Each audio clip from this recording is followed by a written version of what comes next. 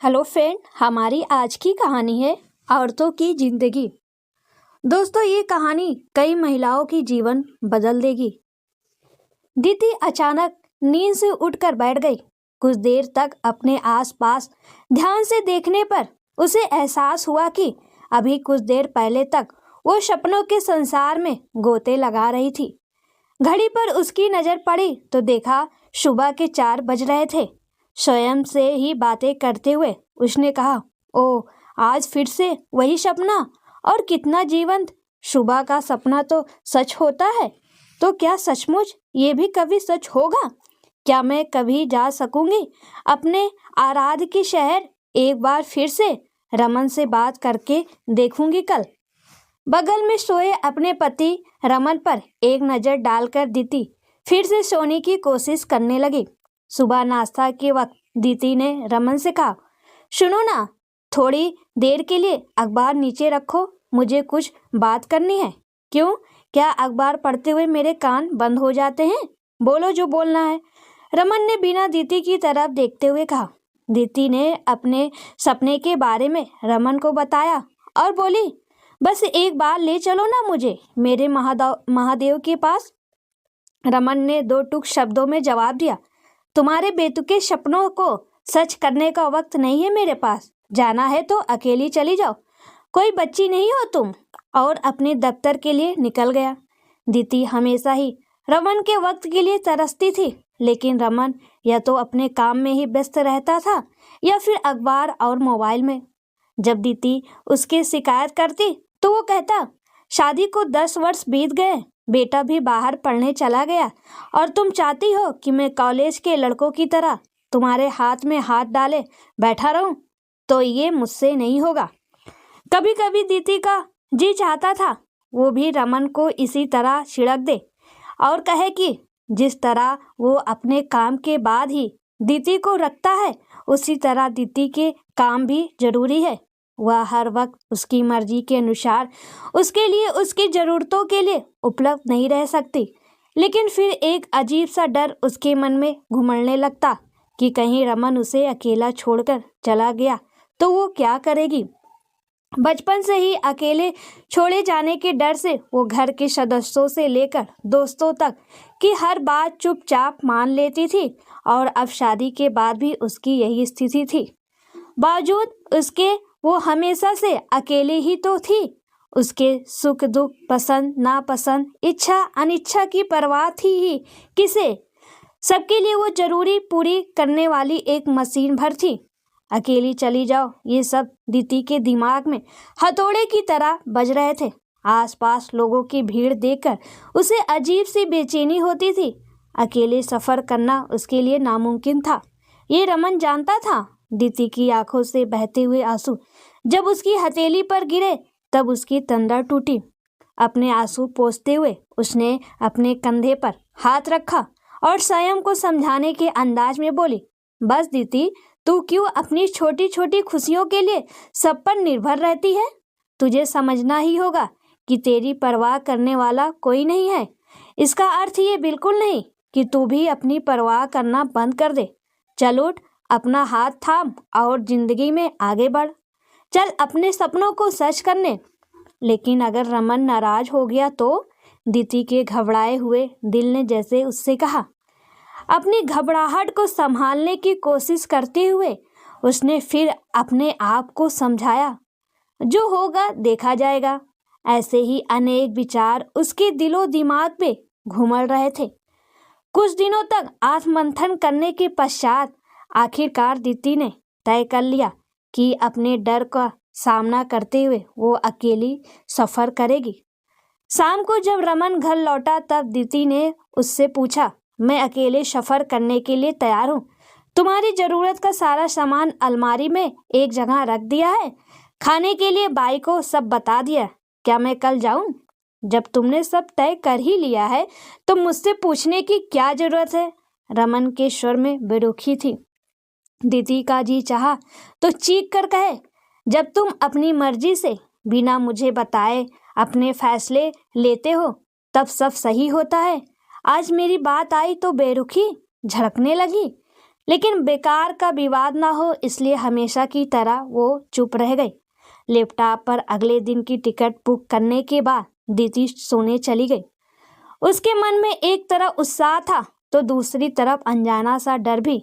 अगले दिन जब दीदी के स्टेशन जाने का वक्त हुआ तो उसने रमन को फोन किया, क्या मुझे स्टेशन तक छोड़ दोगे? शहर में ऑटो रिक्शा की कमी नहीं है, बोलकर रमन ने फोन रख दिया। दीदी ने फिर अपने आप को समझाया, बस अब और नहीं। अपना बैग उठाकर पहली बार दीदी ने आत्मविश्वास के साथ घर से बाहर कदम निकाले। स्टेशन पहुंचकर जब वो ट्रेन में अपनी निर्धारित सीट पर बैठी तो उसकी धड़कनों की रफ्तार मानो दुगनी हो गई थी। अगल बगल बैठे अनजान लोगों को देखकर अंदर से वो बहुत डर रही थी, लेकिन भरसक कोशिश कर रही थी कि उसका डर उसके चेहरे पे ना झलके। खुद को सहज करने के लिए उसने अपने बैग से एक किताब निकाली और उसमें डूबने की कोशिश करने लगी। रेलगाड़ी के आगे बढ़ने के साथ साथ अब अंधेरा भी अपने पांव तेजी से पसार रहा था। अपने साथ लाया हुआ खाना खाकर दीदी अपनी बर्थ पर लेट गई, लेकिन नींद आंखों से कोसों दूर थी। विचारों में डूबते उतरते जैसे तैसे रात गुजारी। अगली सुबह जब रेलगाड़ी अपने आखिरी पड़ाव पर रुकी तब प्लेटफार्म पर कदम रखते हुए साथ साथ दीदी को यकीन नहीं हुआ कि वो अपने सपनों के शहर में थी, अपने महादेव के बहुत नजदीक बनारस में। बनारस जो नगरी है देवों के देव महादेव की नगरी है, प्रेम की, मोह से मुक्ति की। फिर भी जो एक बार यहाँ आ जाता है वो उसके मोह पास से ऐसा बन जाता है कि जीवन भर इस बंधन को तोड़ नहीं पाता है। बनारस में कदम रखते ही अकेले सफर करने का दीदी का डर अब मन से पूरी तरह जा चुका था। उसने सोचा एक बार रमन को फोन कर ले, फिर ये सोचकर फोन रख दिया कि डर डर कर बहुत परवाह कर ली मैंने सबकी, अब दूसरों की बारी है अपनी तरफ से निभाने की। अपने ठहरने के लिए दीदी ने पहले ही होटल बुक कर लिया था। ऑटो वालों को होटल का नाम बताकर वो चल पड़ी बनारस की गलियों में। दीदी के उत्साह का आज ठिकाना नहीं था। अपने जीवन के दो बड़े डरों से मुक्त पाकर वो खुद को बहुत हल्का महसूस कर रही थी। होटल पहुंचकर उसने चेक इन किया। अपने कमरे में पहुंचकर फ्रेश होने के बाद वो सबसे पहले अपने महादेव के दर्शन करने काशी विश्वनाथ मंदिर की तरफ निकली। संयोग से आज दर्शन के लिए ज़्यादा लंबी कतार नहीं थी। जब वो महादेव के समक्ष पहुंची तो उसकी आंखों से आंसुओं की धार बहने लगी। उसके लिए यकीन करना मुश्किल था कि जिनके दर्शन उसने हमेशा सपने में ही किए थे वो आज सचमुच उसके सामने प्रत्यक्ष थे। दर्शन करने के बाद घूमते घूमते दीदी गंगा घाट पहुंची। वहां किनारे छोटी मोटी कई तरह की दुकानें सजी थी। कहीं फूल मिल रहे थे, कहीं आरती का सामान, कहीं पंडित जी बैठकर लोगों का भविष्य बता रहे थे। दीदी की नज़र एक कोने में बैठी हुई एक बूढ़ी महिला पर पड़ी जो चूड़ियाँ बेच रही थी। दीदी उसके पास पहुंची। चूड़ियाँ देखते हुए वो बीच बीच में बूढ़ी महिला को भी देख रही थी। उसे यूं अपनी तरफ देखते हुए पाकर बूढ़ी महिला ने पूछा, क्या बात है बिटिया, मेरी तरफ ऐसे क्यों देख रही हो? नहीं नहीं कुछ नहीं चाची जी, दीदी घबरा कर बोली। चाची भी कहती हो और घबराती भी हो, बताओ क्या बात है, कोई परेशानी है क्या बिटिया? बूढ़ी महिला ने फिर कहा। उनकी बात सुनकर दीदी बोली, चाची जी मैं सोच रही थी आप इस उम्र में भी काम क्यों कर रही हैं? बस इतनी सी बात बिटिया, आज पहली बार किसी ने मेरे जीवन के बारे में जानना चाहा है तो सुनो। सारी जिंदगी मैंने अपने परिवार पर निछावर कर दी, जो कि ज़्यादातर स्त्रियां करती हैं। अब बच्चे बड़े हो गए, उनकी अपनी दुनिया है। पति को शुरू से ही मुझसे खास मतलब था नहीं, तो मैंने सोचा खाली बैठकर बेकार की बातें सोच सोच कर स्वयं को बीमार करने से अच्छा कुछ काम कर लूं। चूड़ियाँ का मुझे सदा से शौक था, तो थोड़ी बहुत जमा पूंजी थी, उससे ये छोटी सी दुकान सजा ली। अब वक्त भी कट जाता है और अपने छोटे छोटे खर्चों के लिए किसी के आगे हाथ भी नहीं फैलाना पड़ता। बूढ़ी महिला ने दीदी के हाथ में उसकी पसंद की चूड़ियाँ पहनाते हुए कहा। दीदी ने हैरानी से पूछा, आपको डर नहीं लगता कि आपके परिवार वाले नाराज हो जाएंगे या फिर आपकी दुकान अगर नहीं चली तो क्या होगा? बिटिया, हम स्त्रियां अपनी आधी जिंदगी तो ऐसे ही डरों के साए में गुजार देती हैं कि कहीं पिताजी ना नाराज हो जाए, भाई ना बुरा मान जाए, पति ना छोड़ दे, बेटा ना मुंह फेर ले, और इन डरों के बोझ तले दबकर कब हमारे सपने, हमारी इच्छाएं मर जाती हैं, हम जान भी नहीं पाते। लेकिन अब जीवन के अंतिम पड़ाव पर तो कम से कम इस डर से मुक्त हो ही जाना चाहिए। और रही बात असफलता से डरने की, तो अगर हर इंसान डरने लगे तो क्या दुनिया में नित नए आविष्कार होंगे? हम तरक्की के रास्ते पर आगे बढ़ पाएंगे? असफल तो वो होता है जो कोशिश करना छोड़ देता है। बूढ़ी महिला ने दीदी के सवालों का जवाब देते हुए कहा। बातें सुनकर दीदी को याद आया कि जब भी वो रमन से कहती कि मैं कुछ काम शुरू कर लूं क्या, तब रमन उसका मजाक उड़ाते हुए कहता, तुमसे भला क्या होगा, असफल होकर मुंह लटकाए तुम्हें रसोई में ही नजर आना है। और फिर दीदी घबराकर अपनी योजनाओं को बक्से में बंद कर देती। गंगा घाट पर बैठी हुई दीदी गहरी सोच में डूब गई थी। कितनी सही बात कही चाची ने, मुझ जैसी पढ़ी लिखी बेवकूफ स्त्री से तो वह अशिक्षित स्त्री काबिल है। खुश है क्या मैं ऐसी नहीं हो सकती? दीदी ने स्वयं से सवाल किया। उसके अंतर्मन ने उसे जवाब देते हुए कहा, क्यों नहीं हो सकती? एक बार स्वयं पर भरोसा करके कदम आगे तो बढ़ाओ। मन ही मन कुछ तय करके दीदी वहां से निकल ही रही थी कि अचानक उसकी नज़र पास में हो रहे शोर शराबे पर पड़ी। उसने देखा एक आदमी किसी महिला का पर्स लेकर भाग रहा था, लेकिन वहीं खड़े एक कुत्ते ने उस पर झपटकर उसकी मंशा को नाकामयाब कर दिया था। अब आस पड़ोस मौजूद लोग उस चोर को घेरे हुए थे। कुत्ते से बहुत डरने वाली दीदी मन ही मन हनुमान चालीसा का जप करते हुए वहां से जाने लगी तो उसने देखा चोर के मारे हुए पत्थर से कुत्ते के पैर पर गहरी चोट आई थी और खून बह रहा था। कुत्ते की आंखों में आंसू थे, लेकिन किसी का उसकी तरफ ध्यान नहीं था। दीदी को समझ नहीं आ रहा था कि वो क्या करे।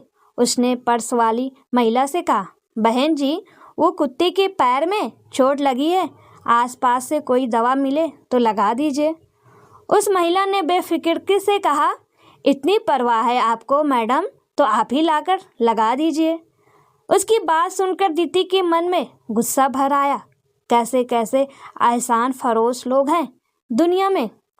आसपास दवा दुकान ढूंढकर वहां से दवा लेकर दीदी कुत्ते के पास आई, लेकिन उसकी हिम्मत नहीं हो रही थी कुत्ते को छूने की।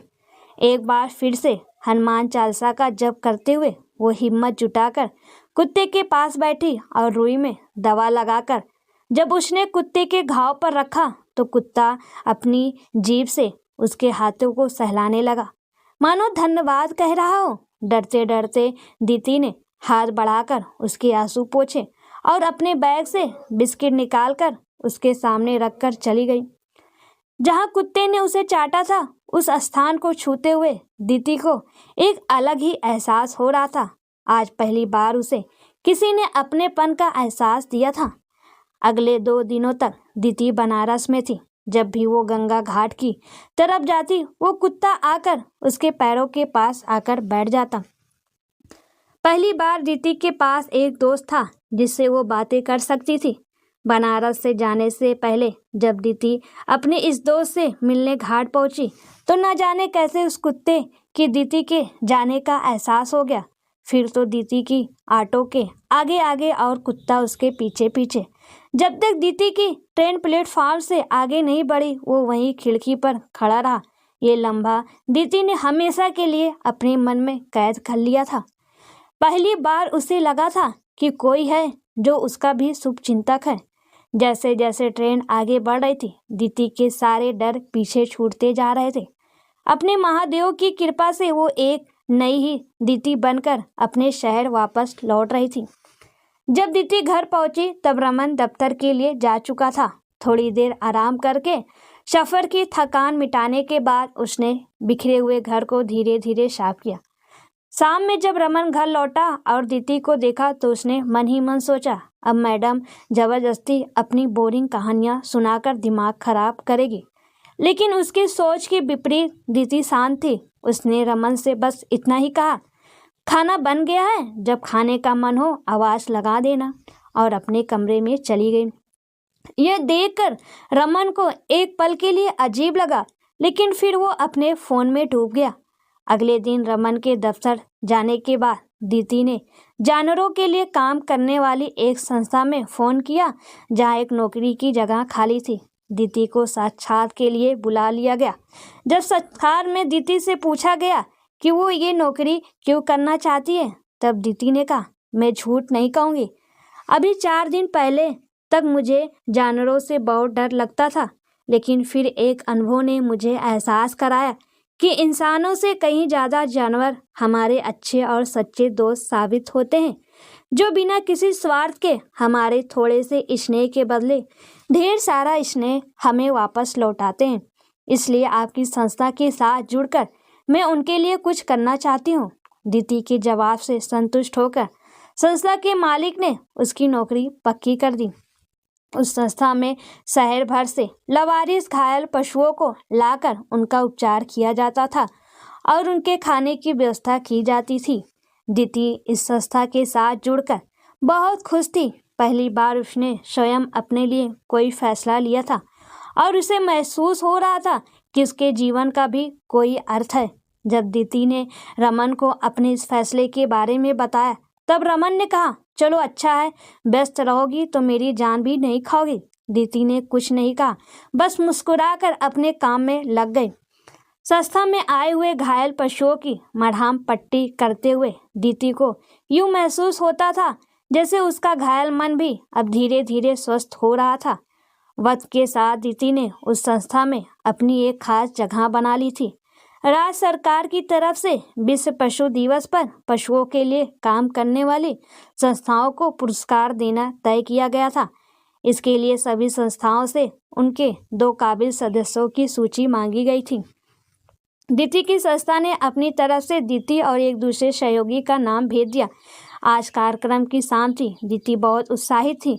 एक बार उसका जी चाहा रमन को साथ चलने के लिए कहे, लेकिन फिर उसकी बेरुखी को याद करके दीदी ने उससे कुछ नहीं कहा। शाम में जब रमन घर लौटा तब दीदी कार्यक्रम में जा चुकी थी। उसे टेबल पर पड़ा हुआ कार्यक्रम का कार्ड मिला। न जाने क्या सोचकर रमन कार्यक्रम में चला गया और जाकर पीछे बैठ गया। जब दीदी को पुरस्कार लेने के लिए बुलाया गया और पुरस्कार लेने के बाद उसने चंद शब्द बोलने के लिए कहा गया, तब दीदी ने कहा, मैं बचपन से ही बहुत डरपोक किस्म की रही हूँ। अपने लिए फैसले लेने से डर लगता था। मुझे डर लगता था कि अगर अपने अपनों की मर्जी के खिलाफ जाकर कुछ किया तो वो मुझे अकेला ना छोड़ दें। डर लगता था अकेले सफ़र करने से, घर से बाहर निकलकर कुछ काम करने से, कि कहीं असफल न हो जाऊं और सबके बीच मजाक का पात्र न बन जाऊं। और डरती थी मैं जानवरों से। लेकिन फिर मेरे महादेव ने मुझे एक सपना दिखाया और उस सपने की डोर थामे अपने पति के कहने पर जब पहली बार मैं अकेली बनारस के सफ़र पर निकली, तब एक एक करके मैं अपनी इन सारे डरों से मुक्त होती गई। बनारस मुक्ति और प्रेम के शहर ने मुझे सिखाया, अकेला वो होता है जो स्वयं का हाथ नहीं थामता, जो अपने सपनों के लिए, अपनी खुशियों के लिए नहीं लड़ सकता, जो स्वयं से प्यार नहीं कर सकता, वो किसी और से भी प्यार नहीं कर सकता, किसी और को भी खुशी नहीं दे सकता। और सबसे बड़ी बात जो मैंने सीखी वो ये कि हम इंसान कृतज्ञ हो सकते हैं, दोस्ती और प्यार के एहसास को नकार सकते हैं, लेकिन ये जानवर नहीं। आज जब मैं अपना हाथ थामकर जिंदगी के एक नए सफ़र पर चल पड़ी हूँ अकेली, तो पहले की तरह अकेलेपन का एहसास मेरे साथ नहीं है। कोई खालीपन नहीं है, कोई डर नहीं है कि लोग मेरा साथ छोड़ देंगे, क्योंकि अब मैंने खुद अपना साथ देना सीख लिया है। असफलताओं से आगे बढ़कर लोगों के मजाक का मुस्कुराते हुए सामना करना और अपने सपनों के लिए जीना सीख लिया है। हाथ में पुरस्कार थामे डर के आगे जीत है, ये कहावत आज दीदी को सच होती नजर आ रही थी। दीदी की बात सुनकर जहां सभी लोग तालियां बजा रहे थे, वहीं रमन की आंखों में पहली बार आंसू थे, पछतावे के आंसू। जब दीदी घर के लिए निकलने लगी तो रमन ने पीछे से उसका हाथ थाम लिया। दीदी चौंक कर पीछे मुड़ी और रमन को सामने देखा तो उसे सहसा यकीन नहीं हुआ। वो चुपचाप रमन के साथ आकर गाड़ी में बैठ गई। रास्ते भर उनके बीच खामोशी थी। घर पहुंचकर रमन ने दीदी से कहा, हमेशा तुम्हें मुझसे बातें करनी होती थी, लेकिन आज मैं तुमसे बातें करना चाहता हूँ। ये सुनकर दीदी ने हैरानी से रमन की तरफ देखा, जैसे नए सिरे से उसे पहचानने की कोशिश कर रही हो। रमन ने कहा, दीदी, मुझे एहसास भी नहीं था कि मेरे व्यवहार से तुम्हें किस कदर चोट पहुंचती होगी। साथ रहकर भी अकेला कर दिया था मैंने तुम्हें। उन गुजरे हुए दिनों के लिए, उन तकलीफों के लिए चाहे मैं तुमसे लाख माफ़ी मांगू वो भी कम ही होगा। लेकिन मुझे खुशी है कि तुमने अपनी खुशियों को ढूंढना और उनके साथ जीना सीख लिया है। बस तुमसे इतना ही कहना है कि तुमने अकेले चलना सीख लिया है, लेकिन तुम्हारा ये नालायक पति आज भी कदम कदम पर तुम्हारे साथ का मोहताज है। इसे छोड़कर कभी मत जाना। तुम्हारा ये पति तुमसे वादा करता है कि वो आगे से तुम्हारे हर कदम पर तुम्हारे साथ खड़ा होगा। बस अपने व्यस्त जीवन से तुम उसके लिए थोड़ा सा वक्त निकाल लेना। रमन की बात सुनकर पहली बार दीदी मुस्कुराई। आज उसकी मुस्कुराहट झूठी नहीं थी। उसने रमन से कहा, तो फिर ठीक है, मैं जल्दी से चाय बनाकर लाती हूँ, फिर तुम्हें बनारस की अपनी नई जीवन यात्रा के किस्से सुनाऊंगी। सुनोगे ना? बिल्कुल सुनूंगा, कहते हुए रमन भी मुस्कुराया। जब दीदी चाय लेकर आई तब आदत के अनुसार रमन अपना फ़ोन देख रहा था। दीदी को देखते ही उसने अपना फ़ोन बंद करके किनारे रख दिया। ये देखकर सहसा दीदी खिलखिलाकर हंस पड़ी। उसे इस तरह हंसते हुए देखकर रमन भी उसकी हंसी में शामिल हो गया था। बनारस में मिली हुई उन बूढ़ी महिला को मन ही मन प्रणाम करते हुए दीदी सोच रही थी, सचमुच जब हम स्वयं अपने आप से प्यार करना, अपनी कदर करना सीख जाते हैं, तभी ये दुनिया भी हमारी कदर करती है, हमसे प्यार करती है।